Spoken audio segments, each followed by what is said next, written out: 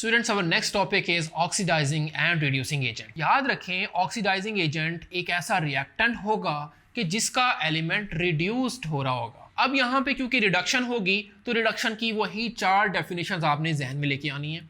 और वो 4 डेफिनेशन क्या हैं? Gain of electron, loss of oxygen, gain of hydrogen and decrease in oxidation number.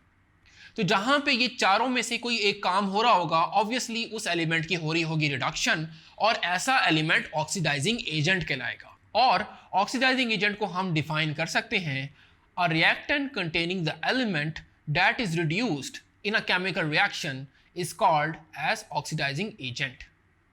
So hopefully student आपको oxidizing agent अच्छे से समझ आ गया होगा। और अब हम पढ़ने जा रहे हैं रिड्यूसिंग एजेंट कि जिसमें आपने इससे कंफ्यूज नहीं होना बिल्कुल भी ऑक्सीडाइजिंग एजेंट के साथ। अब गौर से सुने, रिड्यूसिंग एजेंट एक ऐसा रिएक्टेंट होगा कि जिसका एलिमेंट ऑक्सीडाइज हो रहा होगा। अब क्योंकि उस एलिमेंट की हो रही होगी ऑक्सीडेशन, तो वही 4 काम यहाँ पे हो रहे होंगे। यानी ऑक्सीडेशन का मतलब लॉस ऑफ इलेक्ट्रॉन हो रहा होगा, कहीं पर आप देखेंगे ऑक्सीजन गेन हो रही होगी, कहीं पर आप देखेंगे हाइड्रोजन लूज हो रही होगी, और आप देखेंगे कि ऑक्सीडेशन नंबर में इंक्रीज आ रहा होगा। तो जहां पर ये चारों फिनोमेनास हो रहे होंगे, उस एलिमेंट्स की हो रही होगी ऑक्सीडेशन, और ऐसा सब्सटेंस या ऐसा एलिमेंट या ऐसा कंपाउंड आपका कहलाएगा reducing agent. So students, we may define reducing agent as the reactant containing the element that is oxidized in a chemical reaction is called reducing agent. So hopefully आपको दोनों concepts अच्छे से समझ आ गए होंगे। अब हम इसको एक एग्जाम्पल से देखते हैं ताकि आपको अच्छे से इसको क्लियर हो जाए। देखिए स्टूडेंट, एग्जाम्पल लेते हैं सोडियम और क्लोरीन की। 2 सोडियम क्लोरीन के साथ मिलके बनाते हैं 2NaCl, राइट। अगर हम इसको अलग अलग देखें तो आपको पता चलेगा सोडियम क्योंकि मेटल है वो इलेक्ट्रॉन लूज करता है, तो उसके ऊपर चार्ज आता है +1 +1 इलेक्ट्रॉन। क्योंकि 2 सोडियम है, आप इक्वेशन में देखिए 2 सोडियम है बैलेंसिंग के बाद, तो 2 सोडियम क्या काम करेगा, इसको 2 से मल्टीप्लाई करना पड़ेगा। तो फाइनल इक्वेशन आपकी बनेगी 2 मोल्स ऑफ सोडियम, यहाँ पे 2 आ जाएगा, 2 सोडियम +1 +2 इलेक्ट्रॉन।